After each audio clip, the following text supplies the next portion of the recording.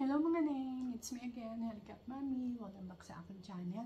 May binili ako sa online na ng faces na perfume kasi nakasale sila. Ito, luma na siya. 2015 pa yata ito ni-release. Pero kasi gustong-gusto ko siya. And abango niya nung naumi ko siya sa store. So, ito siya. Lancome, La Nutresor. Yung EDP nila. Meron ako nitong Intense. Ayan, ang bango din. So, open na natin siya. Ayan. Bali, ilang days na to yung dumating. Hindi ko lang binubuksan kasi nagpa-vaccine ako ng para sa shingle. And 2 days akong nilalagnat. So, hindi ko siya agad nabuksan. So, ayan. Open na natin. Maalog. Yeah.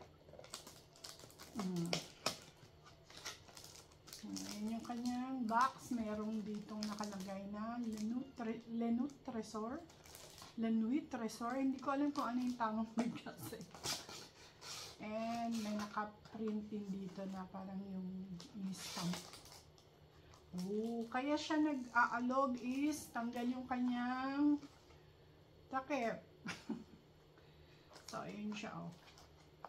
Kasi yung kanyang bottle is ganyan yung itsura. Hindi siya makatayo, nakahiga lang siya. And meron siyang yan, yung kanyang rose na block. Ang cute, ang liit lang. And wala siyang kahit anong pangalan sa bote. Meron lang siyang logo. Ayan, na La Nutresor. And then, sa takip, wala din. Ayan. Hindi ko maisara. Bakit ganun? Yon. Ang cute ng bote niya, oh. Para siyang brown na medyo purple na amoy natin. Namiss ko to. Konti lang. Ay, ang bango niya. Grabe. Yan. Mga ano to eh. Mga evening perfume. Yan. Ang ganda, diba? And wala pala siyang 100 ml. Ito is 75 ml lang. So, ayan siya. Pero yung Intense nila, yung cherry, meron siyang, parang siya lang yung may 100 ml na bottle. Pakita ko sa inyo. Ayan, nakuha ko na. Ito yung La Nutresor EDP. Ganda ng bote. Ayan, ang bango.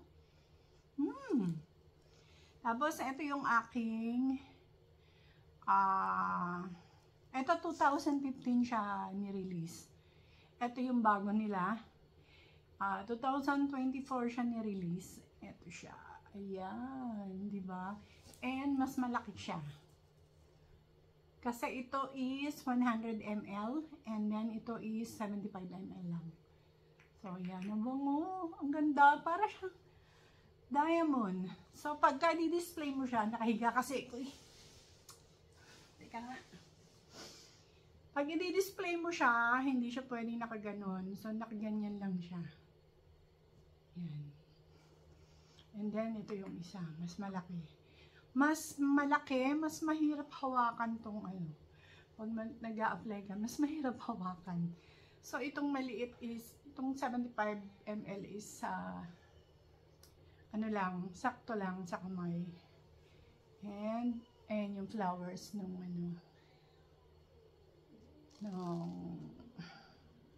Intense. May cherry. Parang ganito din siya, pero may cherry. So, ito, black naman. Ang sophisticated ng dating, Yan. Ang ganda. Yan. Meron pa akong isang gustong bilhin ni Tresor. Yung original na nagkaroon ako nung 90s. Meron na uli siya. Yun na lang yung hindi ko nabibili na gusto ko. So, ito. Yan. Pwede mo rin naman siyang gamitin sa umaga. Pero sabi, pang evening daw to. Yan. Ang ganda. So, ayan lang yung unboxing natin. May i-unbox pa akong dalawa. Ito is nabili ko ngayon. First na, kasama siya sa first perfume. Branded na perfume na nabili ko ngayong 2025 ngayong January. So, ayan yung box niya. Ang cute ng box niya, may glitters. Diba? So, ayan. Ang ganda. So, ayan lang. Maraming salamat sa ulitin. Bye!